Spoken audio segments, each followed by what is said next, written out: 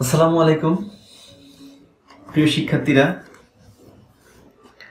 সবাই ভালোই আছো? আলহামদুলিল্লাহ, আমিও ভালো আছি। নতুন ক্লাসের প্রথমে সবাইকে স্বাগতম। যাদেরকে ষষ্ঠ শ্রেণীতে দেখে আসছি তারা এখন 7 উঠে গেছে। সবাইকে প্রথমে ওয়েলকাম জানাবো। যে আসলে দুর্ভাগ্য বলা যায়, তোমাদেরকে এইভাবে ওয়েলকাম করতে হচ্ছে। যদিও ওয়েলকামটা অনেক গ্র্যান্ড হইতো, কিন্তু করোনার কারণে সেভাবে উষ্ণ অভ্যর্থনা করা হয় নাই। তো যাই হোক, অভ্যর্থনা হয়তো উষ্ণভাবে হয় নাই। তো সবাই শুভেচ্ছা নাও। তুমি ইতিমধ্যে নিশ্চয়ই তোমাদের সিলেবাস পেয়ে গেছো, যেটা তোমাদের মানে ফেব্রুয়ারি লাস্টের দিকে বা মার্চের ফার্স্ট উইকে পরীক্ষাটা হবে। সেই পরীক্ষাটার সিলেবাস তোমরা অলরেডি পেয়ে গেছো সবাই। তো সেই ধারাবাহিকতায় পড়ালেখা তো করতেই হবে, তাই না? সেই ধারাবাহিকতায় আজকে আমরা পড়বো ক্লাস 7-এর বিজ্ঞান প্রথম অধ্যায়টা আজকে আমরা পড়বো, সপ্তম শ্রেণীর। তো চলো বই খাতা নিয়ে শুরু করে যাক। আর দেরি না করে বই খাতা নিয়ে সবাই বসে পড়ো। সবাই দেখো যে নতুন বইটার মধ্যে কি আছে। বিসমিল্লাহ করে সবাই খুলো। দেখো, প্রথম অধ্যায়টা হচ্ছে তোমাদের নিম্ন শ্রেণীর জীব। নিম্ন শ্রেণীর জীব বলতে সাধারণত আমরা কি বুঝি?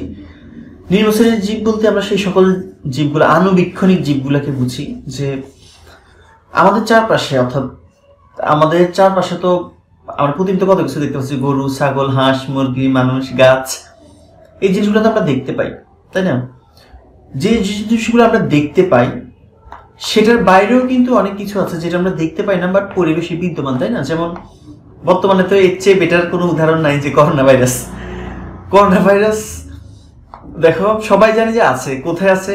সবাই হ্যান্ড গ্লাভস লাগিয়ে রাখতেছি, মাস্ক লাগিয়ে রাখতেছি। কোথায় আছে? কে কোথায় আছে? মানুষ হলে দেখা যেত, গরু বা ছাগল হলে তো দেখা যেত। বা করোনা ভাইরাস যদি চোখে দেখা যেত তাহলে হয়তো যে ভাইরাস আসতেছে তাতে মাস্ক করে নিতাম, কিংবা ভাইরাস আসতে সবাই তারে লাঠি ছোটা নিয়ে দৌড়াতে শুরু করতাম, তাই না? কিন্তু এটা এমন একটা জিনিস যে আমরা দেখি না, বুঝতে পারি না যে ভাইরাসটিকে আছে যে সেটা অস্বীকার করতে পারতেছি না। কেউই আমরা সেটা অস্বীকার করতে পারতেছি না যে ভাইরাসকে আছে না নাই। অবশ্যই এটা শিওর যে ভাইরাস অবশ্যই আছে, করোনা ভাইরাস। কিন্তু দেখো, সেটা আনুবীক্ষণিক হওয়ার কারণে সেটা কিন্তু আমরা দেখতে পাচ্ছি না। এখন আনুবীক্ষণিক মানে কি? আনুবীক্ষণিক শব্দের অর্থ হচ্ছে যে সকল জীব অনুবীক্ষণ যন্ত্রের সাহায্যে দেখতে হয়, তাই না? যে সকল জীব অনুবীক্ষণ যন্ত্রের সাহায্যে দেখতে হয় সেটাই তো আনুবীক্ষণিক। তো করোনা ভাইরাস আমরা খালি চোখে কেন দেখি না? কারণ এটা আনুবীক্ষণিক জীব। এটা দেখার জন্য অনুবীক্ষণ যন্ত্রের প্রয়োজন। আমাদের চোখ তার অনুবীক্ষণ যন্ত্র না, যার কারণে আমরা দেখতে পাই না। তো আচ্ছা, দেখি আমাদের বইয়ে কি লিখছে। ভাইরাস, ব্যাকটেরিয়া, ছত্রাক, শৈবাল, অ্যামিবা ইত্যাদিকে নিম্ন শ্রেণীর জীব বলা হয়। এদের মধ্যে ভাইরাস, ব্যাকটেরিয়া এবং অ্যামিবা অনুবীক্ষণ যন্ত্রের সাহায্য ছাড়া দেখা যায় না। এরা অণুজীবের অন্তর্ভুক্ত। কিছু কিছু ছত্রাক, শৈবাল খালি চোখে দেখা গেলেও অধিকাংশ ছত্রাক, শৈবাল দেখতে অনুবীক্ষণ যন্ত্রের সাহায্য লাগে। এইসব অণুজীব বা আদিজীব মানুষ, গৃহপালিত পশু পাখি, উদ্ভিদের রোগ সৃষ্টি করে, আবার পরিবেশে এদের উপকারী ভূমিকাও আছে। যাই হোক, একটা জিনিস শুনে তোমরা আশ্বস্ত হলা যে ভাইরাস বা অণুজীব যে শুধুমাত্র মানুষের অপকার বা ক্ষতি করে তা না, এগুলো অনেক সময় মানুষের উপকার করে। তাহলে নিম্ন শ্রেণীর জীব বলতে তোমরা সাধারণত কি বুঝবা? যে সকল আনুবীক্ষণিক জীব খালি চোখে দেখা যায় না, যাদের দেহের গঠন সাধারণত এককোষী হয় বা এককোষী বা আনুবীক্ষণিক, সেগুলো হচ্ছে নিম্ন শ্রেণীর জীব। এর মধ্যে কিছু শৈবাল আছে, কিছু ছত্রাক আছে।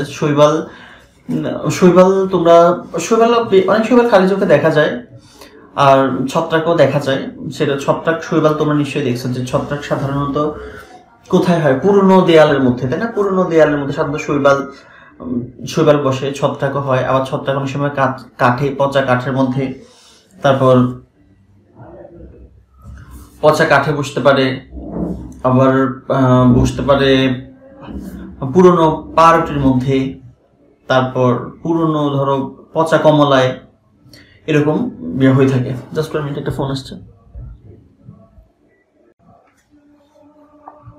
আচ্ছা, যেটা বলছিলাম যে পুরনো কমলা, তারপর পচা কাঠ, তারপর সেতে দেয়াল, এগুলোর মধ্যে শৈবাল এবং ছত্রাক জন্মায়, তাই না? তো এখানে দেখতেছি বইয়ের প্রথমেই হচ্ছে এই অধ্যায়টা পড়লে আমরা কি কি শিখতে পারবো দেখি। সেটা অবশ্যই গুরুত্বপূর্ণ একটা বিষয় যে অধ্যায়টা পড়লে আমরা কি কি শিখতে পারবো। অণুজীবের বৈশিষ্ট্য জানতে পারবো, অণুজীবের শ্রেণী বিন্যাস করতে পারবো, হ্যাঁ অবশ্যই। ভাইরাস, ব্যাকটেরিয়া এবং অ্যামিবার বৈশিষ্ট্য সম্পর্কে জানতে পারবো। ছত্রাকজনিত বিভিন্ন রোগ এবং কিভাবে ছত্রাক থেকে বাঁচা যায় সেই সম্পর্কে জানবো। আচ্ছা, ওকে। প্রথম পার্টটা কি? প্রথম পার্ট হচ্ছে অণুজীব জগৎ। আচ্ছা, অণুজীব জগৎ বলতে আসলে দেখো আমরা ষষ্ঠ শ্রেণীতে এরকম পড়ছিলাম যে মর্বিউলিয়াস, হুইটেকার এদের মানে রাজ্যগুলা পড়ছিলাম, তাই না? শ্রেণী অণুজীবের জগৎ বলতে আসলে দেখো অণুজীবের মানে সংখ্যা কিন্তু বিশাল। পৃথিবীতে যেরকম প্রাণী কিংবা বিভিন্ন প্রাণীদের সংখ্যা যেমন অসংখ্য, অনেক রকমের কত জাতের পশু আছে পৃথিবী, মানে আমরা যেটা দেখতেছি যেটা আনুবীক্ষণিক নাম সেটার কথা বলছি। ধরো যেমন তোমার পরিচিত যে তুমি জিজ্ঞেস করো যে গরু আছে, গরু, ছাগল, হাঁস, মুরগি, সাপ, ব্যাঙ, কত জাতের পাখি, তারপর সমুদ্রের নিচে কত জাতের মাছ থেকে কত রকম কিছু আছে, তাই না? হাজার হাজার আছে। সেম একই রকম ভাবে এগুলোর বৈশিষ্ট্য তো আসলে নির্ণয় করা, যে জিনিসটা আমরা চোখে দেখছি ওই জিনিসটার বৈশিষ্ট্যটা নির্ণয় করা তারপর আমাদের জন্য খুব বেশি ইজি। কিন্তু যে জিনিসটা দেখা যায় না সেই জিনিসটার বৈশিষ্ট্যটা তো আসলে আরো অনেক বেশি ক্রিটিক্যাল হওয়ার কথা, তাই না? তো এখন এত অণুজীবের বৈশিষ্ট্য, এত অণুজীব সম্পর্কে জানা তো আসলে খুব অনেক টাফ। আলাদা আলাদা করে প্রত্যেক অণুজীবের বৈশিষ্ট্য মনে রাখাটা খুব একটা টাফ ব্যাপার। যার কারণে বিজ্ঞানী কি করছে, এই মানে একই জাতের যে যাদের বৈশিষ্ট্য অনেকটা একই রকম, তাদেরকে যাদের বৈশিষ্ট্য, বাসস্থান, তারপর জীবন চক্র যেগুলো একই রকম, এটার উপর ভিত্তি করে এদেরকে আবার বিভিন্ন রাজ্যে বা বিভিন্ন শ্রেণীতে এদেরকে ভাগ করা হয়েছে, শ্রেণী বিন্যাস করা হয়েছে। এখানে প্রথমত তিনটা রাজ্যে ভাগ করছে। একটা হচ্ছে এই ক্যারিওটা, আরেকটা হচ্ছে ইউ ক্যারিওটা, আরেকটা হচ্ছে প্রোক্যারিওটা। অর্থাৎ যে আদিকোষী প্রকৃত কোষী সম্পর্কে আমি বলছি, তার আগে প্রথমে এই ক্যারিওটা বা অকোষী সম্পর্কে বলছি যে অকোষী মানে কি। এইসব অণুজীবগুলো আসলে এত বেশি ক্ষুদ্র, মানে এত বেশি সূক্ষ্ম যে কিছু কিছু অণুবীক্ষণ যন্ত্রের কথা আমি প্রথমে বললাম যে অণুবীক্ষণ যন্ত্র, তোমরা এই জিনিসটা জানো কিনা জানি না যে অণুবীক্ষণ যন্ত্র কিন্তু আবার দুই রকমের হয়। বলতে একটা হচ্ছে ইলেকট্রনিক, আর একটা হচ্ছে আলোক অণুবীক্ষণ যন্ত্র। নাম শুনে বোঝা যাচ্ছে যে কি ধরনের অণুবীক্ষণ যন্ত্র কিরকম কাজ করে। অর্থাৎ যে সকল অণুবীক্ষণ যন্ত্র বিদ্যুতের মাধ্যমে চলে, কারেন্টের মাধ্যমে চলে, ইলেকট্রিকের মাধ্যমে চলে, সেটা হচ্ছে ইলেকট্রনিক অণুবীক্ষণিক যন্ত্র, তাই না? আর ইলেকট্রিক্যাল অণুবীক্ষণ যন্ত্রের আসলে পাওয়ার অনেক বেশি, ক্ষমতা সাধারণত যে সকল কাজ আলোক অণুবীক্ষণ যন্ত্রের সাহায্যে করা যায় না সেগুলা ইলেকট্রিক অণুবীক্ষণ যন্ত্রের সাহায্যে করে। তা আলোক অণুবীক্ষণ যন্ত্রটা কিভাবে কাজ করে? আলোক অণুবীক্ষণ যন্ত্র তোমরা যারা দেখছো তারা হয়তো জানো যে অণুবীক্ষণ যন্ত্রের যে অংশটা দিয়ে আমরা দেখি তার নিচে একটা ট্রের মতো আছে। ট্রেটার মধ্যে তোমাদের বইয়ে যদি কোনো অণুবীক্ষণ যন্ত্র দেখা নেই, আমি দেখো ডেসক্রিপশন না, মানে টিভিতে দেখো একটা অণুবীক্ষণ যন্ত্র দিয়ে দিছি। এই চিত্রটা দেখলে হয়তো তোমরা কিছুটা ধারণা করতে পারবা যে অণুবীক্ষণ যন্ত্র কেমন। তো দেখো চিত্রটা বলতে পিকটা ভালো করে দেখলে বুঝতে পারবা। সেখানে নিচে দিয়ে একটা গ্লাসের মতো থাকে, তাই না? পাওয়ারফুল একটা গ্লাস থাকে। সেই গ্লাস যখন ছোটবেলায় তোমরা একটা জিনিস করছো কিনা জানি না, যে হাতের মধ্যে কোনো গ্লাস কিংবা কিছু থাকলে আমরা কি করতাম, সূর্যের আলোটা ফোকাস করে কারো চোখের মধ্যে মারতাম কিংবা ঘরের মধ্যে মারতাম বা কোথাও একটা ফেলতাম। সেম একই রকম আলোক অণুবীক্ষণ যন্ত্রের মধ্যে একটা গ্লাস থাকে, একটা আলোক উৎসকে কেন্দ্র করে সেই গ্লাসের মধ্যে যখন আলোটা পড়ে ওই আলোটাকে ফোকাস করে একটা নির্দিষ্ট বিন্দুতে ফেলা হয়। সেই বিন্দুটার উপর আমরা মানে যে জিনিসটা অবলোকন করতে হবে সেই জিনিসটা রেখে আমরা লেন্সের মধ্যে দিয়ে দেখলে আমরা সেই জিনিসটা দেখতে পাই। এটা হচ্ছে আলোক অণুবীক্ষণ যন্ত্র। আলোক অণুবীক্ষণ যন্ত্রের মধ্যে জন্য আলো অবশ্যই প্রয়োজন, মানে সেটা অন্ধকারে কাজ করবে না, সেটার জন্য আলো অবশ্যই প্রয়োজন। আরেকটা হচ্ছে ইলেকট্রিক অণুবীক্ষণ যন্ত্র। ইলেকট্রিক অণুবীক্ষণ যন্ত্র বুঝতে পারতেছো, সেটা ইলেকট্রিকের মাধ্যমে চলে, কারেন্টের মাধ্যমে চলে, তো সেখানে আলোর প্রয়োজন নেই। তবে যদি শক্তির দিক বিবেচনা করো তাহলে কিন্তু অবশ্যই এই যে আলোক অণুবীক্ষণ যন্ত্রটার চেয়ে ইলেকট্রন অণুবীক্ষণ যন্ত্রটা অনেক বেশি শক্তিশালী। তো অকোষীয় বলতে কি বুঝছে সেখানে এখানে দেখি যে ওরা বলছে কোথায় যে অকোষীয় অণুজীব এতই ছোট যে সাধারণত আলোক অণুবীক্ষণ যন্ত্রের নিচেও এদেরকে দেখা যায় না। এদেরকে দেখতে হলে ইলেকট্রিক অণুবীক্ষণ যন্ত্রের প্রয়োজন হয়, যেমন ভাইরাস।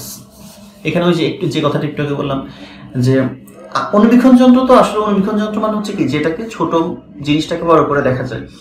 আর ছোট জিনিসকে বড় করে দেখার জন্য আমরা অণুবীক্ষণ যন্ত্র ব্যবহার করি। কিন্তু ওরা এখানে বলছে যে অকোষীয় জীব যেগুলা সেগুলো এত বেশি ক্ষুদ্র, এত বেশি ছোট যে সেগুলো দেখার জন্য কি আলোক অণুবীক্ষণ যন্ত্র মানে যন্ত্র দিয়ে সেগুলোকে দেখা যায় না। সেগুলো দেখার জন্য কি লাগবে?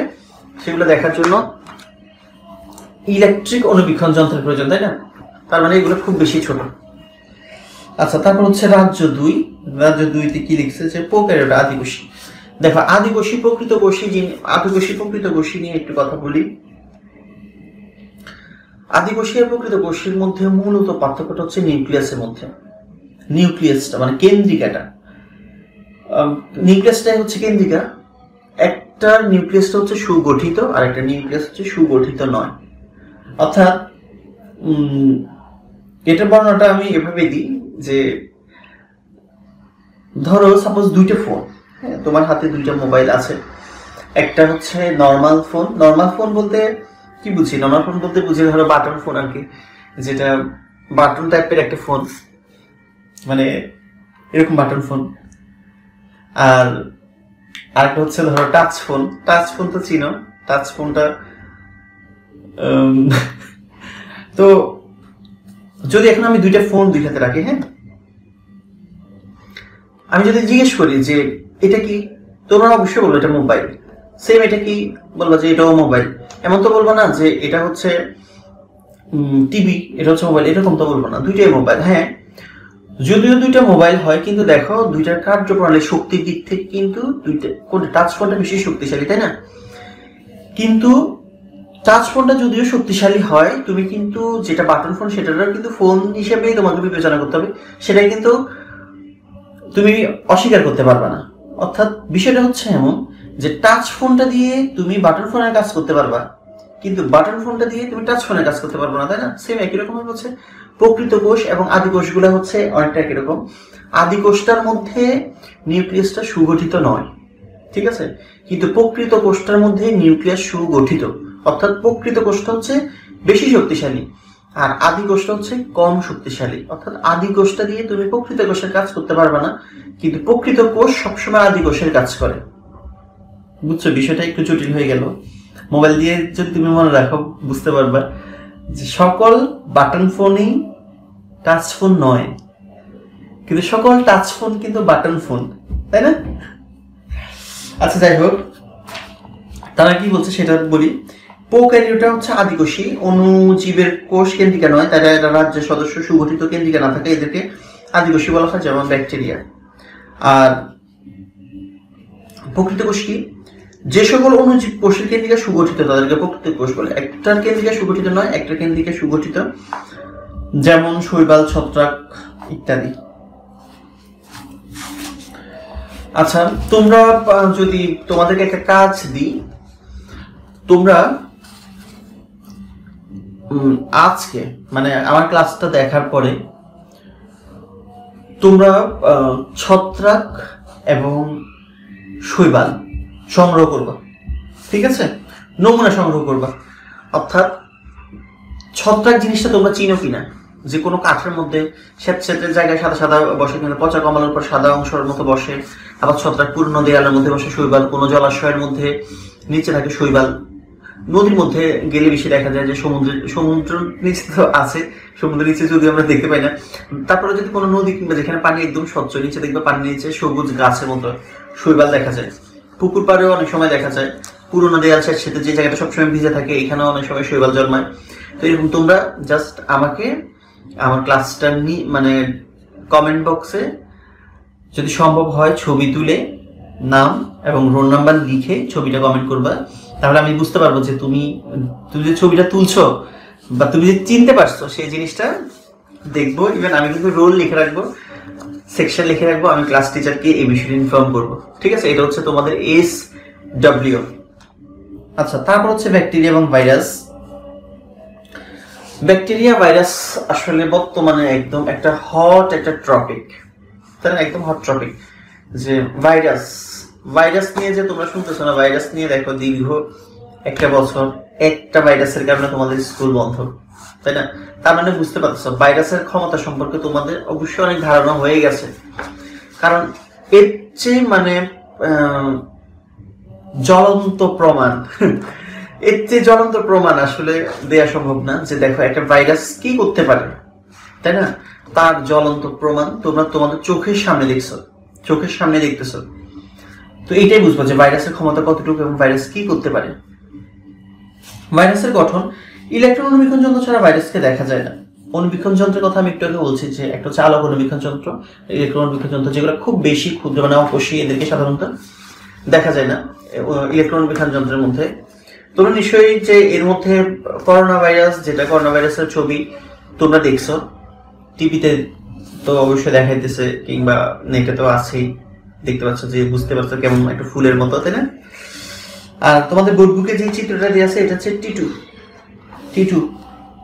টিটু ভাইরাস। দেখো এই যে তোমাদের বইয়ের ভিতরে 1.1 দ্বিতীয় পৃষ্ঠায় একটা চিত্র দিয়েছে, এটা হচ্ছে টিটু ভাইরাস। এখানে বলছে ভাইরাস নিয়ে কি বলছে, সরলতম জীব। ভাইরাসের দেহে কোষ প্রাচীর, প্লাজমা লেমা, সুগঠিত নিউক্লিয়াস, সাইটোপ্লাজম ইত্যাদি কিছুই নেই। সুগঠিত নিউক্লিয়াস নেই। একটা জিনিস খেয়াল করছো, সুগঠিত নিউক্লিয়াস না থাকলে এটা কি আদিকোষী হবে না প্রকৃত কোষী হবে?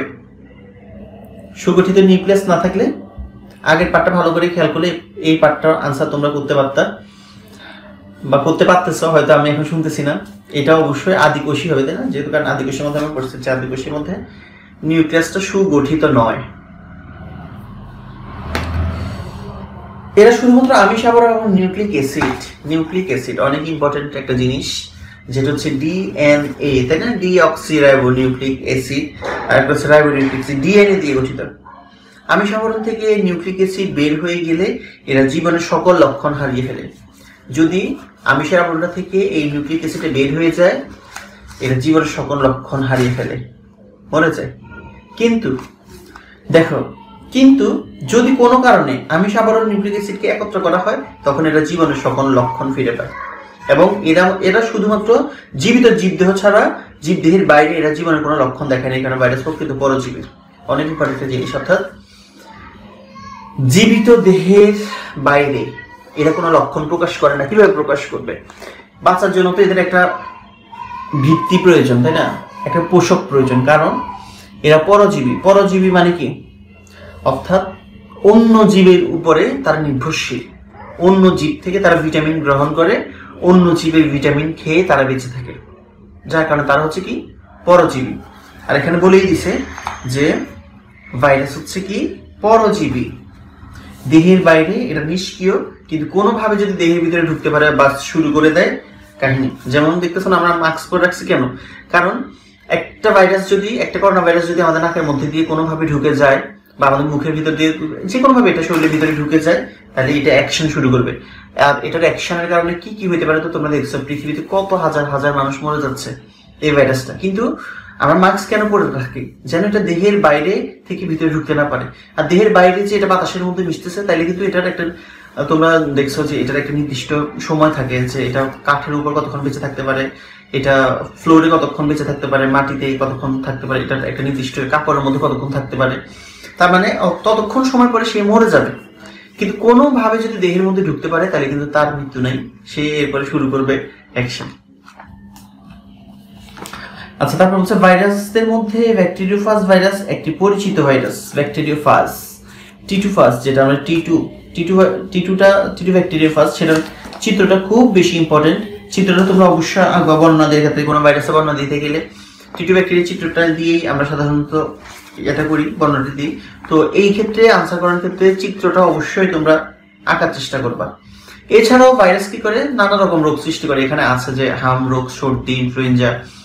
তারপর শুধু মানুষের রোগ সৃষ্টি করে না, গাছের মধ্যে রোগ সৃষ্টি করে, যেমন তামাক পাতার রোগ, তারপর ধানের রোগ, পাট, গম, সবকিছুর মধ্যেই এই ভাইরাসের কারণে রোগ হয়। আর বলছে যে বায়ুবাহিত রোগ, হাম, বসন্ত, সর্দি ইত্যাদি বায়ুবাহিত রোগ। বায়ুবাহিত রোগ মানে হচ্ছে কি, যে সকল রোগ বা যে সকল জীবাণু বাতাসের মাধ্যমে ভেসে বেড়ায়, বাতাসের মাধ্যমে এক দেহ থেকে আরেক দেহের মধ্যে ছড়ায়, বাতাসের মাধ্যমে বাহিত হয়, সেগুলো হচ্ছে বায়ুবাহিত রোগ। বায়ুর মাধ্যমে বাহিত হলে বায়ু বাহিত, পানির মাধ্যমে বাহিত হলে পানি বাহিত ইত্যাদি। ভাইরাসের কথা তো বললাম। হ্যাঁ, ব্যাকটেরিয়া কি? ব্যাকটেরিয়া হলো আদি নিউক্লিয়াস যুক্ত অসবুজ এককোষী অনুবীক্ষণিক জীব।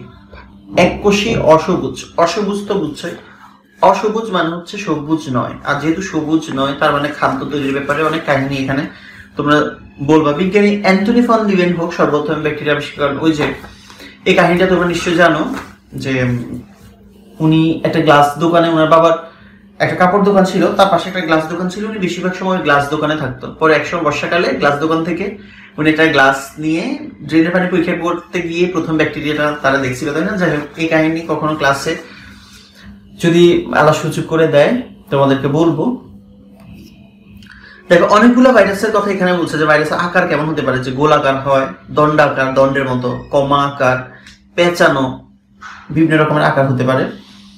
কক্কাস, ব্যাসিলাস, কমা, স্পাইরিলাম কয়েকটা হচ্ছে ব্যাকটেরিয়ার নাম, এবং এই ব্যাকটেরিয়াগুলো এক একটা এক এক রোগ সৃষ্টি করে, এক একটা এক এক রকম আকার, যেটা অবজেক্টিভের জন্য খুব বেশি ইম্পর্টেন্ট।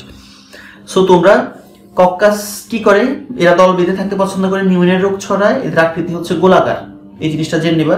সে প্রত্যেকটার মধ্যে আছে, ব্যাসিলাসের মধ্যে আছে, তারপর স্পাইরিলামের মধ্যে আছে, এই জিনিসগুলো তোমরা অবশ্যই মুখস্থ করে নিবা, ঠিক আছে?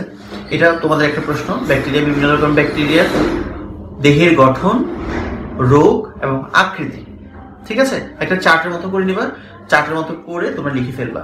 আচ্ছা, এতক্ষণ পর্যন্ত তাদের শুধু বদনামে করে যেতেছি, তাই না? তাদের উপকারিতা সম্পর্কে কিছু বলতেছি না, এবার তাদের কিছু উপকার সম্পর্কে বলি। ব্যাকটেরিয়া সম্পর্কে, ব্যাকটেরিয়া যে শুধুমাত্র ক্ষতি করে তা না, এরা আসলে অনেক উপকারও করে থাকে। উপকার প্রথমে তো বলতে হয় দইয়ের কথা। তারা দই, ব্যাকটেরিয়া ছাড়া কিন্তু দই হয় না, তাই না? দেখো দইয়ের মধ্যে দই করতে গেলে তারা কি করে, যে একটা যে মিশ্রণটা তৈরি করে, তোমরা যারা দই তৈরি করার সময় দেখছো, সেখানে কিন্তু তারা পুরান দই থেকে একটু সাজ সেখানে ব্যবহার করে। সাজ মানে হচ্ছে ওই দই থেকে, পুরান দই থেকে 1 চামচ কি করে নতুন দইয়ের মধ্যে দেয়। এটা কেন করে? কারণ এখানে আসলে সাজের ছলে এখানে ব্যাকটেরিয়াটাই দিয়ে দেওয়া হয়েছে, তাই না? ব্যাকটেরিয়া ছাড়া দই কখনো জমে না। তাছাড়া আবর্জনা পচাতে, যদি ব্যাকটেরিয়া কোনো কিছু না পচাইতো তাহলে দেখো পরিবেশটা, পৃথিবীটাই একটা অনেক বড় ডাস্টবিন হয়ে যেত। এখন যে সকল আবর্জনা আছে, অনেক আবর্জনা পচে মাটির সাথে মিশে যায়। পরিবেশের জন্য ভালো হচ্ছে, তারপর মাটির জন্য ভালো হচ্ছে, গাছপালার জন্য ভালো হইতেছে, সবার জন্য ভালো হইতেছে। পাট থেকে আঁশ ছড়াতে, পাট থেকে আঁশ তোমরা জানো যে পাট কিন্তু পানির মধ্যে ভিজে রাখে, তাই না? পচার জন্য, সেখানে ব্যাকটেরিয়া আছে। দই তৈরির কথা কিন্তু বলছে, অ্যান্টিবায়োটিক তৈরি করার ক্ষেত্রে কিছু কিছু অ্যান্টিবায়োটিক, রিকম্বিনেন্ট জিএনএ, যেটা জিন প্রকৌশলী সেটা লেগেছে রিকম্বিনেন্ট ডিএনএ, তোমরা সেটা উপরে ক্লাসে জানতে পারবা। শুধু জিন প্রকৌশলী বলতে শুধু এটাই আপাতত তোমরা জেনে রাখো যে কোনো একটা উদ্ভিদের ডিএনএ গত পরিবর্তন করে সেটার মধ্যে নতুন বৈশিষ্ট্য সৃষ্টি করাটা হচ্ছে রিকম্বিনেন্ট ডিএনএ, ঠিক আছে? তো আমরা এই ক্লাসটা দুইটা পার্টে করব, দুইটা পার্ট, যেহেতু একটা পার্টে পুরোটা আসলে কমপ্লিট করা যাবে না, মূল্য বেশি হয়ে যাবে, পড়াটাও বেশি হয়ে যাবে। তো তোমাদের কাছে যেটা হচ্ছে আমার কাজ, তোমরা আমাকে শৈবাল এবং ছত্রাকের ছবি কমেন্ট বক্সে দিবা।